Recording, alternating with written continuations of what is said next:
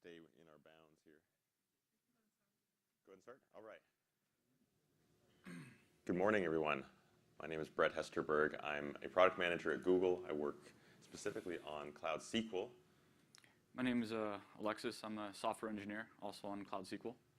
And we're going to be talking today a little bit about Cloud SQL itself, the product. I'll spotlight a few features, but we'll spend most of the presentation time talking about data integrity, what we've done in the storage architecture specifically, and what we're now doing in terms of data validation with respect to Postgres pages that Alexis will be sharing.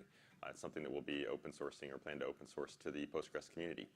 We want to make this presentation as informal as we can, so feel free to stop us along the way with your questions. Just raise your hand, and we'll relay your question over the mic to the video, etc. Before we get into this, let me ask a couple questions of all of you. How many of you identify yourself as developers by show of hands? So we'll call it half the room. How many of you identify as database administrators? And do we have any managers in the room? We got a couple managers, all right. Next question is, how many of you are familiar with Google Cloud? Okay, so about a third of the room, great. Okay, so we'll jump in now. Cloud SQL, let me start with what Cloud SQL is not. Cloud SQL as a managed database service is not a DBA. Our job is to take some of the mundane administration around database and offload it from administrators, from developers, so that hopefully you can focus on doing more interesting kind of work. Cloud SQL right now offers managed MySQL, which is our GA product, our product that's been in the market for a number of years now. We've recently added Postgres to the portfolio. We added Postgres actually just March of this year. It's still in beta right now, and we're of course focused to talk today on what we've been doing since introducing the product as beta. Google generally has a fairly wide database portfolio in cloud. You see on this slide, far most right, BigQuery as our data warehousing analytics tool, all the way over to the left with in-memory databases like our App Engine Memcache. And then kind of in the middle or just left of center are our relational databases. We have Cloud Spanner. If you're not familiar, Cloud Spanner is a globally distributed relational database that's proprietary to Google. There's been white papers, lots of talks about it. If you're not familiar, take a look. It's really a great piece of technology. We also, of course, have Cloud SQL. Cloud SQL's job is to offer vanilla MySQL, vanilla Postgres as a managed service. We do compile both of these databases from source, and we do patch to a certain degree, but we try our best to make sure that if your application works today with Postgres, it will work with Cloud SQL because the Postgres 9.6.1 that we're offering is as vanilla as possible. Cloud Spanner, is that also compatible with the SQL standards? Good question. So the question is Cloud Spanner, Google's Cloud Spanner, compatible with SQL standards? Spanner has its own compatibility layer. So the short answer is no. If you're running a Postgres app today, for example, you would have to do work in the app to make it compatible with Spanner. And that's one of the things I think the Spanner white paper as well as talks that we posted online really goes in depth about are the differences in compatibility between Spanner and, say, a standard SQL database. Good question. Okay, let's talk just briefly about self-managing a database versus letting a service like Cloud SQL manage the database. And what I'll do here is really relate this to Cloud SQL's architecture. That's going to be important to this talk because we're really going to spend time talking about the architecture and some of the things we've done with respect to data integrity. If you're managing a database, self-managing today, you may be thinking about things like physical aspects in a data center, things like power, heating, ventilation, air conditioning, up through server maintenance. Even if you're not worrying about these things today, even if you're using a colo or a cloud provider, think about server maintenance. Google, with its compute engine VM product, offers a service called Live Migration, where we will, while an OS is running, move it from one physical machine to another to avoid outages caused by common failures like power supply down or a network card that's flapping, for example. It's pretty powerful technology that we actually take advantage of in Cloud SQL. From there, when you think about managing a database versus letting someone else do it, next on the stack is the operating system. What you'll find with Cloud SQL is that we run Google's container optimized OS. We install the operating system for you. We patch the operating system. In fact, as a managed service, you don't have access to the operating system. Whereas in a self-managed world, you have full access to the OS. It also means you're maintaining that operating system. Going further up the stack still is the database, of course. A managed service will install the database, will keep it patched and up to date, and it will make things like backups at least feel easy. These things can be just scheduled or taken ad hoc with an API call or a click of a button in the UI. In the self-managed world, you are directly managing these. You're coming up with the backup scheme, for example, and I always joke that you can still make a room of DBAs sweat a little bit when you ask about the last time they tried a restore of a backup. You get a few flinches in the audience. Last but certainly not least, or actually not last, but at the top of the stack are more advanced features like high availability and scaling. Managed database services try their best to make high availability very easy. In Cloud SQL, this is a checkbox or an API call to add high availability, where we will deploy another VM or another instance in a separate failure domain, so that in case of a problem, we'll be able to fail over from one failure domain to another. Go ahead. Would you do a major Postgres upgrades? Like upgrade to 10, for example? Would that happen? Great question. So the question is, do you do major version upgrades as part of a managed service? The answer right now with Cloud SQL is no. We only support one version of Postgres today, 9.6.1. We will support 10 when it's available. And we plan longer term to offer major version upgrade. Today, we only offer automatic minor version upgrades. Major version upgrades, as you know, with Postgres are not always trivial. That said, we do plan to offer that functionality in the future. But today, the answer is no. Great question. Top of the list here is scaling. Right now, a managed database service like Cloud SQL tries to make scaling easy. What we don't do is decide for you when you need to scale. And folks who've used Cloud SQL know this. You can fairly easily add a read replica to scale out reads, but we don't tell you when, for example, to do that. This contrasts pretty sharply with self-managing, where you need to manage replication between nodes if you wish to scale out, for example, or if you want to add resources like CPU, RAM, etc.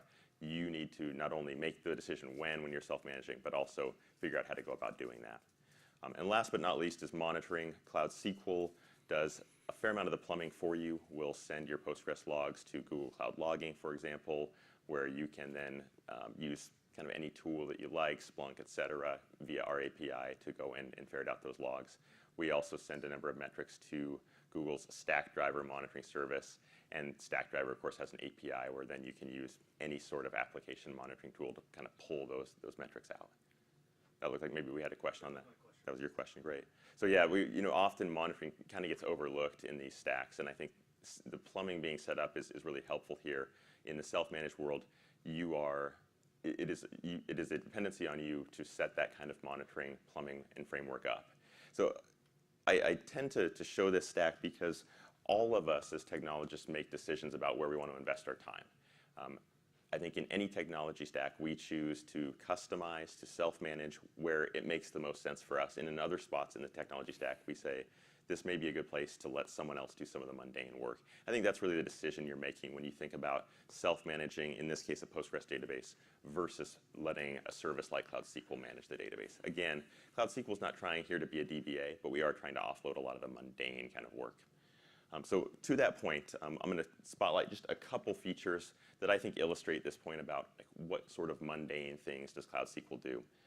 As a starting point, Cloud SQL makes scaling up and out fairly easy. This is a screenshot of what it looks like to create an instance. You have a slider bar for a number of CPUs. You have a slider bar for RAM. These, of course, can be changed after the fact. I'll note that when you change CPU and RAM, we do require a reboot, so roughly about 3 minutes of downtime. If you wish to for example, scale up your storage, add storage performance, you can do that while the database is running. That's an online operation, and I'll dig in a bit more. Price-wise, just for your reference, if you're starting really small with Cloud SQL, you're somewhere around just less than $10 a month, and then, of course, we scale up to much more expensive as you want higher performance and production grade, et cetera. On the note about storage, Google Cloud scales storage performance with capacity. So you don't provision IOPS up front, you scale them with capacity. Your knob is capacity of the disk and type of disk. We offer SSD and standard, which is HDD. what Cloud SQL includes in its setup screen is just a little calculator for you to use. As you increase capacity of storage, as you increase your CPU count, you get higher IOPS all the way up to 40,000 right now. The IOP max right now is a number that's always changing. Every time we do a talk like this, we update the number because these numbers continue to go up. The point here is not to memorize any sort of formula, the relationship between number of CPUs and size of SSD disks in Google Cloud. More just to note that we've got a calculator. If you want to know the guaranteed IOPS you'll be getting, it's easy to find out in Cloud SQL. The other thing is that when you wish to increase performance or wish to increase capacity, again, that's an online operation. You don't have to take the database down for that operation. So one of the features we introduced, it's kind of subtle on this slide, is called automatic storage increase, a little checkbox on this particular screen. And when you check it, we will monitor a very mundane aspect of database administration, which is, am I running out of disk space? When you are getting close to your capacity, we'll automatically increase the space again in online operation. So we had a customer let us know of a incident that his company had. The customer was importing a compressed XML file, OpenStreetMaps, into a Postgres instance. And the customer said, I'm going to do this on a VM that I'm managing myself. The compressed XML was about 50 gigabytes. And so the customer estimated, I think this will grow to, say, around 200 or so gigabytes. I'll provision a 250 gigabyte disk for my VM, and I'll start the import. Customer starts the import, all's going well, and about 3 hours later, he gets the line that you see about fourth from the bottom, which says no space left on device, which is a bummer because this is about 3.5 hours into the process. So the customer says, okay, I've heard about Cloud SQL and the auto storage increase. I want to see if this actually works. He provisioned a Cloud SQL Postgres instance with the smallest disk we offer, which is 10 gigs. You can see that here. Started the same import. So he's got this 50 gig compressed XML file, starts the import in the afternoon, goes to dinner, checks it later on at night. This thing grows to about 400 gigabytes. But fortunately, along the way, Cloud SQL monitored this size and just continued to grow it as the import was going. So the import finished successfully. The customer was happy because he's not paying for much more than 400 gigabytes on that disk, and the import actually finished. Now, what I will note here is this is not a recommended use of this feature, right? We knew in advance that this file was going to explode to at least as large as 250 gigabytes. So in practice, you would start there, like get the performance of that larger disk from the get-go. And interesting to note here in the graph is that you see small inflection points. This is performance actually increasing as we increase the capacity of this disk. And so that's why I say, if you know this is going to explode to 250 gigabytes, just start there and then let us increase from there. I think in this case, our customer who's really savvy with Postgres just wanted to see the feature in action, and it made for a pretty cool chart. So these are two features that I think really spotlight kind of what we mean when we say we manage the mundane. So just for budgeting purposes, is there some sort of an increment that automatically gets added there? Yeah, the question is, that's great, Google. Like, I'm sure you'll be happy to expand my disk forever, but I'm paying the monthly bill. What's going on here, right? Is that a fair way to paraphrase? So we showed the formula online. We basically will increment by roughly 5 gigabytes or so as your disk gets quite large, and we'll enable a quota as well. So you'll be able to quota this and say, okay, Google, you can grow my disk up to a certain size, for example, and then if you wish, we won't grow past that, and you can go at disk full in that event, but you also can control your cost that way. Okay, lastly on this, I mentioned backups. Cloud SQL takes block level backups, and this is going to be important as Alexis talks about the data validation we do. So we're taking disk snapshots unbeknownst to Postgres. You can schedule these automatically. We do once a day. We keep rolling 7 days of backups. Or if you wish, if you say, I want to take a backup right now because I'm about to do a schema change, you can do that with an API call or UI or CLI. When you take the backup, you keep it for as long as you want. You manage it. We don't delete it. So if you need to keep a backup for 6 years, take a backup, which we call an on-demand backup, and you'll keep it for as long as you need. And then the last point I'll make on this slide is we offer maintenance windows. We talked about how we will manage and patch your operating system and database. This is good and bad if you're used to self-managing in that we're going to make sure your database, your operating system has the latest bits, has the latest security patches. It also means we're doing maintenance on your database, and that maintenance can incur downtime. When it does, we allow you to control when it happens with a maintenance window.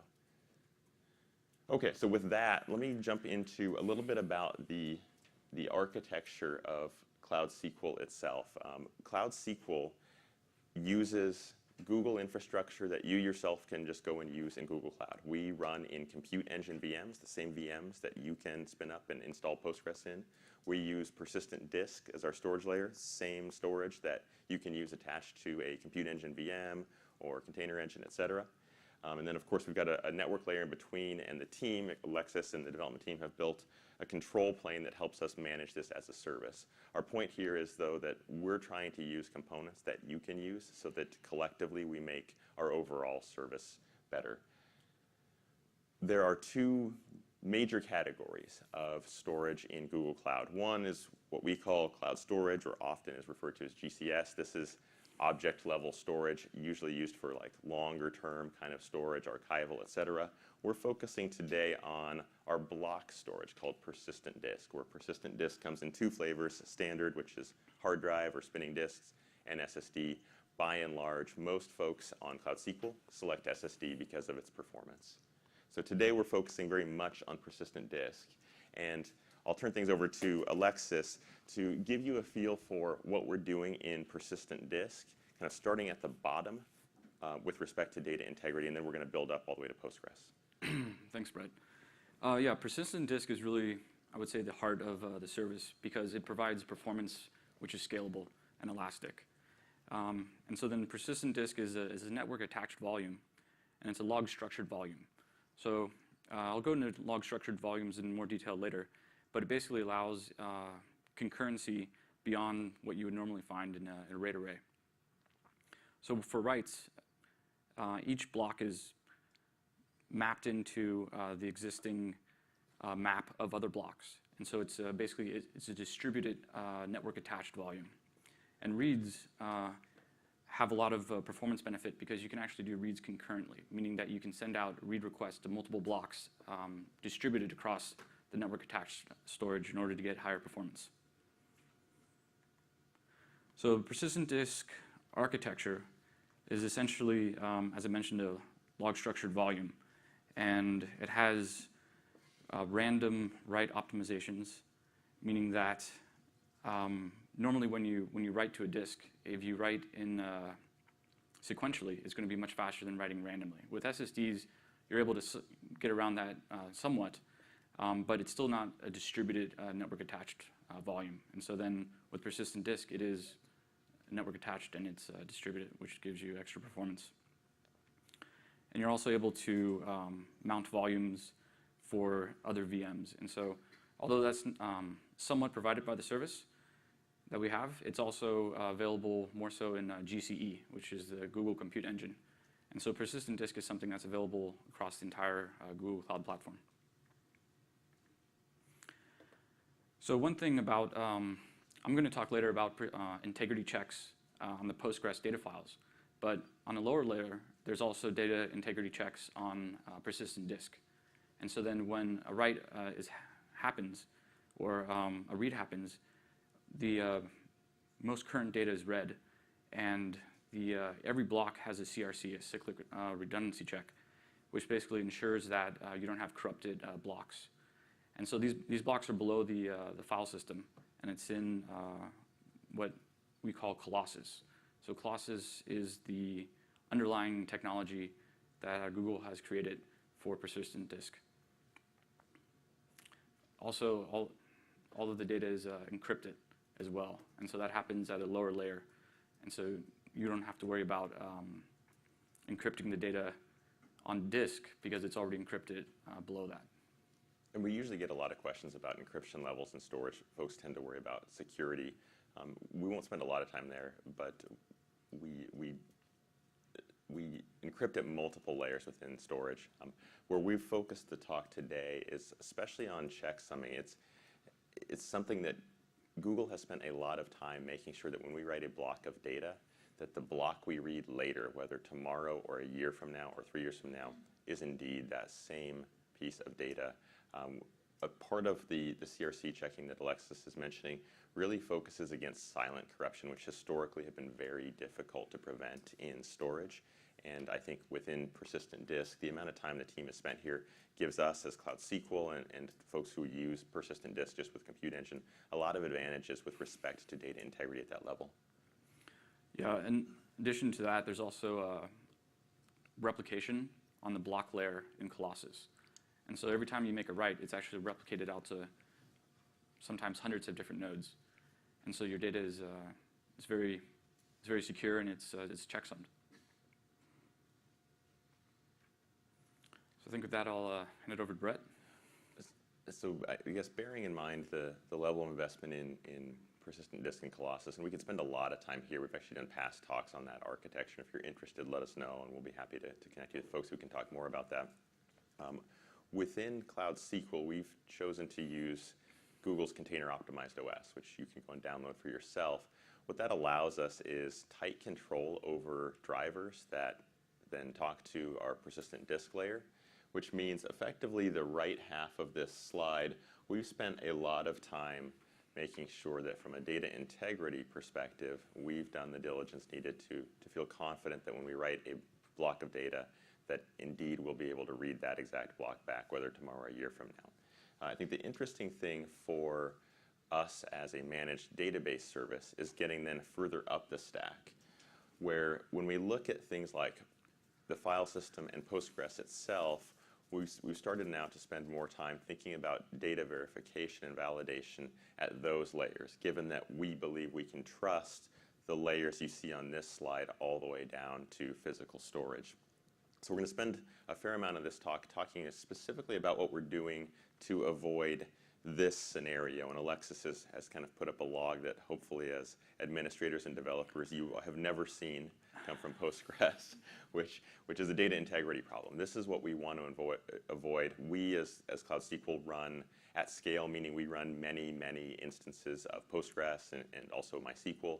And so we feel like if there is a corner case in code, we will spot it. If it's a one in many kind of event, we will see it in our fleet. And so we very much want to avoid this on behalf of our customers.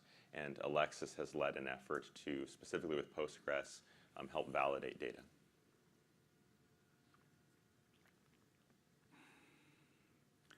Okay, so then just a few questions related to data integrity. Who has checksums enabled? So for the record, that's, I'll call it 20%? maybe 20% of the Maybe room. 20. Yeah, I was going to go 15. All right, who has experienced corruption? You got One, two? I've seen it. I haven't experienced it personally, but I've seen it in customers. All So right, we've and got, then- got folks who've seen it, got a couple folks who experienced it. Fortunately, most have not. And then how many people regularly verify their backups? That's good. This is a good group. So that's half the room is verifying backups, which is, I would say, higher than usual sample. Kudos to all of you. And then who has ever had an unusable backup? So that's, I'll call it maybe a quarter of the room. That's a pain, huh? Okay, so for those who don't have checksums enabled, when you do enable them, you have to enable it when you init the database. And so then there's a flag, data checksums. It's also -K. It was added in 9.3, so if you've been upgrading from earlier versions, it may not have even been available. Unfortunately, it's not possible to enable checksums after you've already init the DB. So it's something that you'd have to re-import your data in order to take advantage of. So one thing that we looked at when enabling checksums was the performance impacts, because you would obviously assume that there's additional CPU or memory usage when you have checksums enabled because you're verifying every page. However, we found that there was no real noticeable impact of enabling checksums. And this is a nice thing about running a managed service like we do. For us, every OS is the same. Every storage layer is virtually the same. So we're able then, with statistical analysis, to look across our fleet when we make these kind of decisions. And I think for us, it ended up, Alexis, being kind of a no-brainer, where we knew going in we wanted to be protective about data and checksums being a good option at the Postgres layer. It was really nice to see that we're not noticing performance overhead, especially when customers select SSD disks as part of their Cloud SQL instance. Yeah, and so part of the effort to profile the impact of checksums, noticed that there was slightly more usage of CPU spent accessing the heap. So going through the code, there's actually a note that it's going to make a copy of the page when it loads it, which I guess is expected. One thing nice also about the implementation of checksums in Postgres is that it's actually optimized for your host. So depending on the type of CPU that you're running, it'll actually take advantage of that. Another thing just to mention, that I think we mentioned earlier, was that the persistent disk performance is absolutely amazing. You'll get 40,000 read IOPS, 30,000 writes, and it's increasing quite often. Yeah, we hope those will be wrong next time we get to chat with you. So one thing that we wanted to do, since we were enabling checksums and wanting to verify the data, and also wanting to verify not just the active data, because when data is loaded into the buffer cache, checksum is checked. But you may have 200 gigs of RAM, and you may have 20 terabytes of data. And so obviously you're not loading all that data into RAM every time. So what we did was that we created a utility that checks the cold data, the data is not in the buffer cache. So we called it the PG page verification. And we plan to open source it and make it available to the Postgres community so that you would be able to run checksums on your cold data as well. And one thing that we did was, once we have this utility, obviously you can't SSH into the host and run it manually when you have many, many instances. And so we created we integrated it into the service so that it runs automatically. Yeah, so this is one of the things we try to do in Cloud SQL, and we do this a bit on the MySQL side as well. We try to expose what we think is unique about the service. In the MySQL world, we expose publicly all of our tuning parameters so that if you're new to Google Cloud or maybe new to MySQL even, you have a nice baseline to start in terms of tuning. You can take what we did and at least start from there. Similarly, in this case, as Alexis mentioned, we plan to open source the utility that Alexis and the team wrote so that if you're managing Postgres today, you can take advantage of it. If you happen to decide to use an instance on Cloud SQL, we take care of a fair amount of this for you, and Alexis will tell us a bit how we do that. Yeah, and to go into what the tool actually does itself, it only scans the data pages. So there's also free space map and visibility map pages, but those can actually be recreated, and they're not as integral to data integrity as the actual data pages. So we don't scan those for corruption. And one thing is that the tool can run when the database process is offline as well. So to describe the service a little bit more and how we integrated it in, basically all of Google Cloud Platform is within Google's infrastructure. It's a private cloud. And so then the heart of that service is Borg. And there's a link at the bottom of the slide that is a paper, I think it's about 30 pages or so, that goes into depth about what Borg is and how Google has leveraged it to create the infrastructure. And so then a few years ago, Google offered a Google Cloud Platform, which is a public cloud. So the public cloud is actually on top of Google's infrastructure.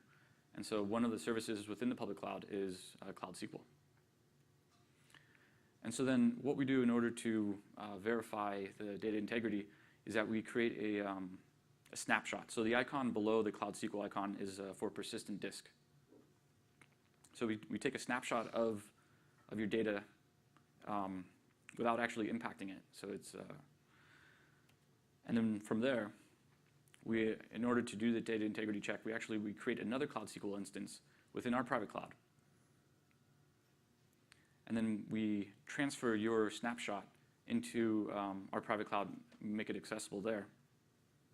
And then we start to verify it. So the verification that we do, it's completely integrated into the service, and it essentially replicates, well, maybe I should say it essentially duplicates the Cloud SQL instance with the version of the database and other software in order to do the data verification.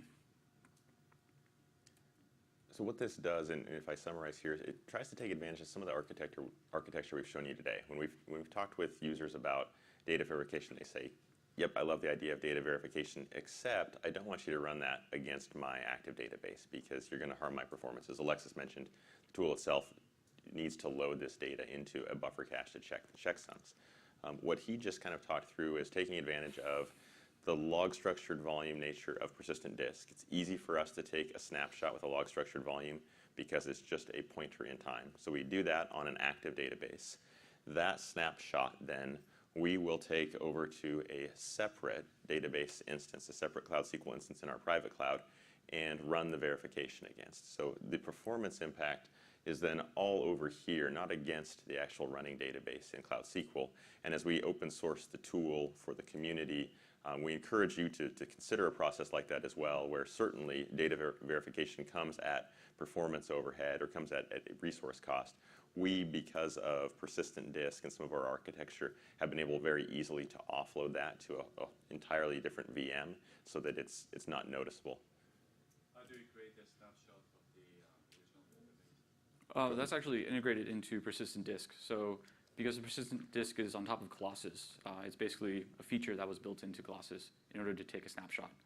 Yeah, and that snapshot feature is available to anyone in Google Cloud running persistent disk, just an API call or UI click.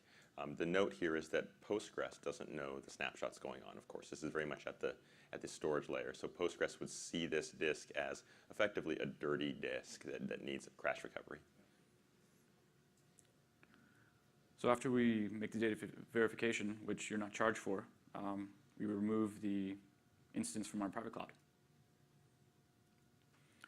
So generally, I think it's fair to say, Alexis, that what we intend to do as a service is run this verification against, especially the automatically scheduled backups with Cloud SQL by default, and you can turn this off. We recommend you leave it on. We take a backup each day, and we keep 7 of those. And the intent here is after we take that backup, let's say you've scheduled it for midnight each night, after we take that backup, this side process starts up to run against the backup, and that way we can alert you if, for example, we see an error in our data verification of your backup. But again, the backup happens on your running instance, and then with that backup, which is a snapshot, we go and do the verification and work with separate resources.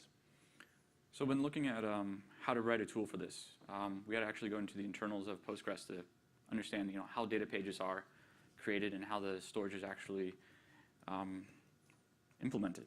So just to go over some terms, so a block or a page refers to an 8 kilobyte segment file. A relation is also a table. And then a tuple or item generally is referred to as a row. And then within a data page, there's a item identifier, which refers to the tuple or item. And there's also a heap, which is arrays of unordered pages. And then, as I mentioned earlier, there's the free space map, which is an optimization in order to find free space within a data page. And then there's the current tuple ID, also referred to as the item identifier. So data pages, default 8 kilobytes. Every table and index is made up of an array of pages, and it's stored in a file node. And it's possible to see the file node within the data directory with PG relation file path. Just out of a question, how many people have actually looked at the data directory closely enough to see the data pages? Looks like 3 or so folks. Okay. So page layout, you have the page header, and then you also have the item identifiers. And the item identifiers refer out to the tuples. And then depending on the type of indexing you use, there's a special at the end of the data page, which will keep sibling pages for the indexes. Yeah? Is this changed at all in Postgres 10, or does it stay the same? The question just for the video is, has it changed at all in Postgres 10, or is it staying the same basically from 9 dot to 10? Actually, I have not looked at Postgres 10 in terms of the page layout, but I would doubt that it would change. Yeah, it's the same. Looks like, thank you. So, and just to relay that again for the video, I think the conclusion from the audience is it's the same. All right. So within the page header, the part that we were concerned about was the PD checksum. So the PD checksum keeps the checksum of the page the last time it was written to. And then to go into another type of file within the data directory, there's also the free space map. And so then the free space map allows Postgres to be able to find which pages to write to. However, the information within the free space map is it's not exact, so it's basically an estimation of the space that's available. There's also the visibility map. The visibility map has 2 main purposes. probably the main purpose, though, I would say, would be for vacuum, and whether or not the vacuum is going to be eager or lazy. So with lazy vacuum, when a vacuum process happens, it goes through the visibility map and then checks pages that are newer rather than older. And so older pages are considered frozen pages. And what that means is Postgres will consider that any transaction that's open would be able to view the frozen pages as actually written and done, as opposed to possibly changed. Eager scans all pages. So if you do run into visibility map corruption, which there was in 9.6, but not 9.6.1, it was fixed in 9.6.1, it's actually possible to recreate the visibility map pages, which is one of the reasons why we don't check for corruption or changes within the visibility map. So there's also utility. If you do a large delete, for example, and you want to see if your pages are actually vacuumed and free space, you can use PG free space and then check the table, and you can see which blocks and how much is available. So scanning for corruption, we do it for both Postgres and also MySQL. And primarily, it ensures that our backups are good and restorable in case they need to be. And one of the reasons why we do that is because software has bugs. So here's a link to a MySQL bug, which actually would create corruption. And of course, it provides peace of mind that your data is integrity checked and secure. Unfortunately, there's not a lot of good methods to handle corruption, aside from restoring from backup, point-in-time recovery, or in the case that the software is a bug, you can change database versions.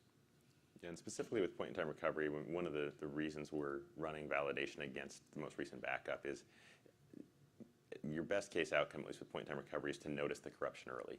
And that way, with point-in-time recovery, which you can do in Postgres and Cloud SQL will offer it as well, you at least then minimize the amount of data, the amount of time that has transpired since the corruption was noticed. So I think as we in Cloud SQL think about data corruption, one of our jobs over time will be to further and further shrink or get closer to actual transactions in terms of validating these things, so that if a corruption does happen, the amount of time that transpires is less, hopefully 5 years from now, than it will be today. So the future work that we have is, when you do detect corruption, are there better methods to actually heal the corrupted pages? And then possibly to expand to VM and FSM files, so that those are also verified. And then, as Brett just mentioned, to be able to detect the corruption immediately, as opposed to, a few hours after a backup happens. And our legal team would want me to note that all future work we describe today is future work and is subject to change. Yeah. That said, we'd love to be back next year and talk about some of these items that hopefully we've been able to deliver. So to kind of wrap up here, connecting to Cloud SQL is straightforward when you're using straight IP addresses. You see a number of places you can connect from on this slide. The thing I'll mention to this group, especially because there's so many developers in the audience, is that we've recently enabled support for the Cloud SQL proxy, which is a client application that you can load on your laptop as a sidecar container, essentially on most platforms. What it does is create a secure tunnel between the proxy client itself and Cloud SQL, which in this case for Postgres. If you have a development team who is working outside of the office, from a Starbucks, from this conference, it effectively makes a database look local. And so I showed an example here where basically when you are connecting to a Postgres database that's hosted in the cloud on Cloud SQL, you're using a loopback address, you're using 127.0.0.1. So no matter where you're connecting from in the world, as long as you have network connectivity, you know your connection to the database is secure and encrypted, and the string is the same every time for your application. So we found this to be a useful utility, especially for developers. It's open sourced, written in Go. That means you can take the code and add it to applications that you're working with today, or just use it generally as a convenience feature. So just to wrap up here, let's put this all together. I mentioned at the beginning of the presentation that Cloud SQL's job, rather than to be a DBA, is to just make management less painful, to let you do hopefully more interesting work or harder work. As Alexis has taken us through, we've worked hard from the bottom of the stack, from physical layer storage all the way up now through Postgres page verification to do our best not to lose data. That's the cardinal rule, right? And then from there, we hope that you consider connecting and getting started with Cloud SQL or more generally with Google Cloud. We do have a free trial offer. If you aren't using Google Cloud today, you get $300 to sign up and use whatever you like. Hopefully you use it for a little bit of Cloud SQL as well. If you've already used your free trial, talk to Alexis, talk to myself, and we'll do what we can to get you a coupon to continue some free use of Google Cloud. With that, we want to thank everyone for joining us this morning, and we'll open things up to further questions. Thank you. Did you mention what OS was the same? You said it's all the same OS and same. Yeah, so the question is, what OS are you running in Cloud SQL? We're running Google Container Optimized OS. So if you were to search for that now, it's a Linux-based or a kernel-optimized Linux image that you can download for yourself. We run that on our fleet of Cloud SQL instances. Just how many versions will you support going forward? So the question is about major version support, I think.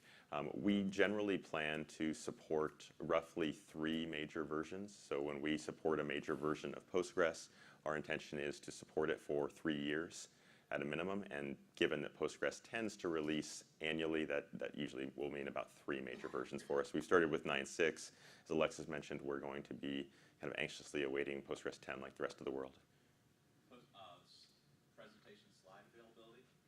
Presentation slide availability, I think we've got this on the video as well. Generally, Google doesn't share slides with conferences, but if there's some material you need, let us know, and we'll do our best to get them to you. I'm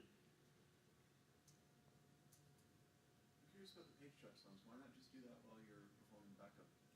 So the question is, curiosity about the page checksums, why not just do it as you're taking the backup? Right. So we use persistent disk to take the backup, which is essentially a snapshot. So it's not a logical backup, it's a binary backup. And so then that's why we don't do the checksums there. We verify the checksums after the snapshot is taken, and we do that within our private cloud. So it's almost like an invisible feature that happens within the service. And about the visibility maps and free space maps, why not check them? I mean, I know they can be rebuilt. They're not rebuilt automatically. If there's corruption in there, you're just going to get errors. And the question is, why not also check free space map and visibility map? That's a good point, and that's part of our future work. But the most integral part that we felt was to check the data pages themselves first. This OS level snapshot backup is an incremental one? The question is, tell us, are the snapshots incremental in nature? They're actually storage layer snapshots. So we're doing this at the disk level. They are incremental in nature, meaning we will just track block changes between the last snapshot and this current snapshot. Yeah, just a little bit more detail on that. It's incremental on classes. And so then when you restore a snapshot, you don't actually have to replay logs or something unless you do point-in-time recovery. But within persistent disk and Colossus, the snapshots are incremental. So between the 2 snapshots, if you take a backup and you want to do a recovery in between the 2 snapshots, is it possible? The question is it possible to effectively do a point-in-time recovery between 2 backups? So if I take a backup last night and a backup tonight, can I get in between? It's a feature we haven't exposed yet in Postgres. We do in MySQL. But the answer will be yes. We plan to allow you to do point-in-time recovery basically by replaying wall logs to get in between major backup points. So currently, by default, wall archiving is not active, and the customer would have to set it up. The question is about wall archiving. We haven't made that available yet. So that's something that you'd want to do. You'd have to do it on your own. But it's going to be part of point-in-time recovery. Yeah, so it's a feature that right now we plan to introduce as part of the beta program. So that you'll see this in Cloud SQL for Postgres prior to GA. So when would GA be approximately? Oh, that's the time question. When would GA be? I'm going to give you our standard answer, which for Google, and we were serious about this, GA is not a date. It's really a measure of quality. One of the things we do in beta is a lot of statistical analysis on the robustness of the service. When we've achieved some certain features that we think are important, like point-in-time recovery and that level of reliability, then we go GA. You guys mentioned about the monitoring using the Splunk. So it reads the data from the Postgres log, and you should be able to customize the reports, right? The question is about monitoring, specifically around Postgres logs and then eventually getting them to Splunk. I use Splunk as an example. when we send logs to Google Cloud Logging, it's an API that can be consumed. There's a Splunk plugin, which is why I mentioned Splunk specifically, but not because Splunk has a special integration with Cloud SQL. Yeah, and there's also a stack driver as well. Yeah, what you'll find in Google Cloud Platform is most things monitoring-wise flow into Stackdriver, and then Stackdriver can expose logs, metrics, et cetera, to other monitoring and log tools. Thank you all again for the, we got one more, no problem. One more, I was thinking. So you mentioned that you can't get to OS, but I can't remember if you covered if you can use the super user role inside the database or not. Good question. This is really about how managed is a managed database? What can I do? The first point of your question is, can I get to the OS? Which is no, we don't allow you to SSH into the VM, for example. And the second question is, can I be super user? And there again, the answer is no. We do limit super in this case to effectively manage the service. And I think that's one of the things to consider, especially when you're coming from a world where you're managing directly Postgres to a managed world. One of the things you give up some is some of that control you can exert over particular features. We document differences that we believe are most important to know in our documentation. If you have questions about it, let us know. So concretely about the wall archiving, I want to have access to the Postgres config file, for example. So the question is, with respect to wall archive library or wall archiving, will I have access to the config files? Yeah, essentially, if you wanted to have that lower level of access, you'd have to run Postgres on GCE, which is the Google Compute Engine. Right, you know, right, but it's not managed. Yeah, so the answer in short is no, that won't be available to you in Cloud SQL. You would have to go and self-manage Postgres there. Last one, usual question about extensions and what's the roadmap for supporting? Yeah, great question. So on extensions, we actually, over the summer, have announced, I believe, 19 more supported extensions. I think the total list is now at I think it's around 30. 30 to 35. We've got it documented. We don't plan to stop. With respect to the extension roadmap, we tend to really lean heavily on events like these and feedback from the audience as to which extensions are most important next. We've treated extensions as like a kind of on a request basis since launching. And the batch of 19 that we did over the summer was direct feedback since launching in March. Well, one more time, thanks everyone.